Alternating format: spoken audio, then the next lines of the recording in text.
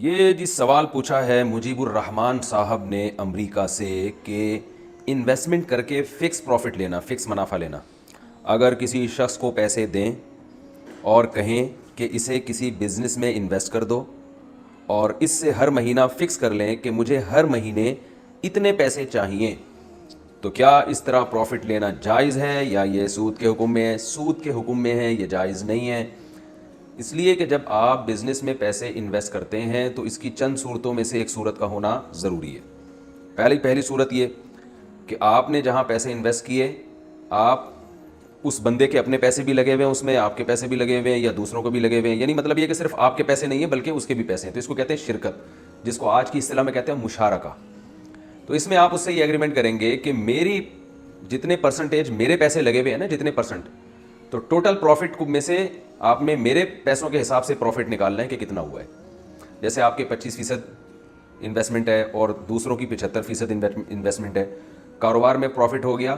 2 لاکھ روپے کا، تو 2 لاکھ کا مطلب یہ ہے 2 لاکھ کا 25% ہوتا ہے 50,000، ٹھیک ہے نا؟ تو اس کا مطلب یہ ہوا کہ آپ کے پیسوں سے 50,000 کمایا گیا ہے۔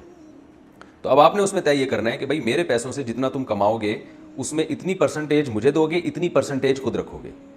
وہ پرسنٹیج کچھ بھی ہو سکتی ہے، یہ بھی ہو سکتا ہے کہ آپ 25% رکھیں، اس کو 75% دیں، آپ یہ بھی ہو سکتا ہے کہ اس کو 25% دیں، خود 75% رکھیں، یہ بھی ہو سکتا ہے کہ 1% خود رکھیں، 99% اس کو دیں، یہ بھی ہو سکتا ہے کہ 1% اس کو دیں، 99% خود رکھیں۔ تو پرسنٹیج کے حساب سے یہ ضروری ہے۔ البتہ کاروبار میں اگر لاس ہوتا ہے تو لاس آپ کی انویسٹمنٹ کے حساب سے ہوگا۔ آپ کی انویسٹمنٹ اگر 25% ہے، ٹوٹل بزنس میں جتنا پیسہ لگا ہوا ہے اس میں آپ کا 25% لگا ہے، تو لاس میں آپ 25% ہی کے حساب سے شریک ہوں گے، اس میں کمی بیشی جائز نہیں ہے۔ پروفٹ میں کمی بیشی جائز ہے، پروفٹ میں یہ بھی جائز ہے کہ 20% آپ رکھیں، 80% وہ رکھے، یا 80% آپ رکھیں، 20% وہ رکھے، تو پرسنٹیج ہونی چاہیے، فکس اماؤنٹ نہیں۔ جب ایک دفعہ پرسنٹیج طے ہو گئی تو پھر آسانی کے لیے یہ کرنا جائز ہے کہ یار سال کے بعد ہم پورا حساب و کتاب کریں گے اور ہر مہینے کچھ اماؤنٹ مجھے باندھ دو، ہر مہینے مجھے 20,000 دے دو، 10,000 دے دو، 50,000 دے دو، جو بھی آپ لوگ طے کر لیں، اور اصل حساب ہوگا سال کے بعد کہ ٹوٹل پروفٹ کتنا کمایا گیا۔ تو اگر آپ نے مجھ سے زیادہ کمایا ہوگا اور مجھے کم دیا ہے ماہانہ کے اعتبار سے، تو وہ کمی پوری کر دینا، مجھے دے دینا سال کے بعد جو رقم میری بچتی ہوگی۔ اور اگر پتہ یہ چلا کہ جی آپ نے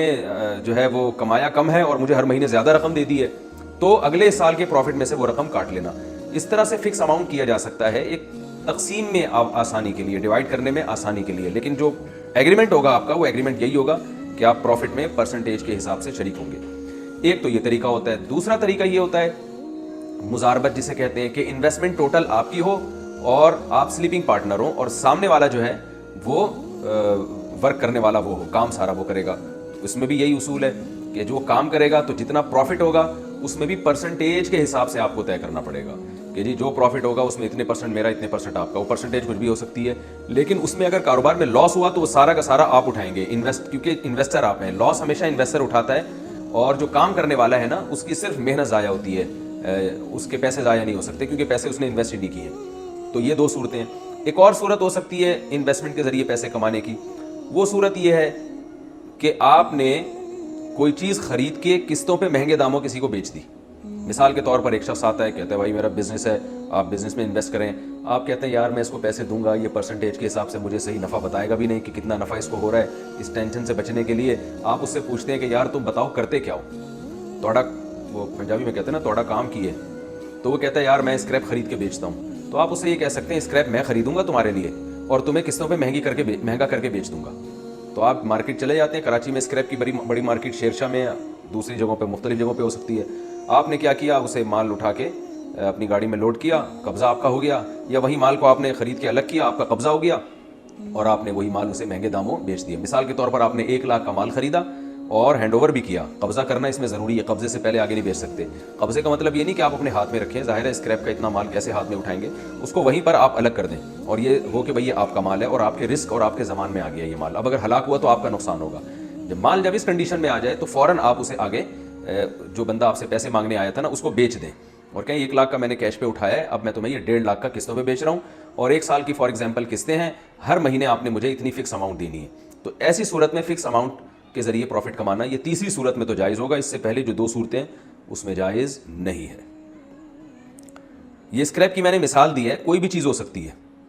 لیکن گولڈ سے علماء منع کرتے ہیں کہ گولڈ خرید کے قسطوں پہ بیچنا مہنگا کر کے ایسے موقع پہ جائز اس لیے نہیں ہے کہ یہ سود کا ہیلا بن سکتا ہے, مکروہ ہے, ناپسندیدہ ہے یہ عمل. تو گولڈ کے علاوہ کوئی بھی چیز, گولڈ اور سلور, چاندی بھی اسی میں داخل ہے, کوئی بھی چیز جو وہ کاروبار کرنا چاہتا ہے اس کو ظاہر ہے مال چاہیے اس کو, تو وہ مال آپ خرید کے اس کو مہنگے داموں بیچ دیں اور کہیں بھائی میں اب کاروبار سے نکل گیا ہوں, مجھے آپ نے ہر مہینے اتنی قسطیں ادا کرنی ہے, اب آپ کو لاس ہو آپ کو پروفٹ ہو یا آپ کا ہیڈیک ہے, یہ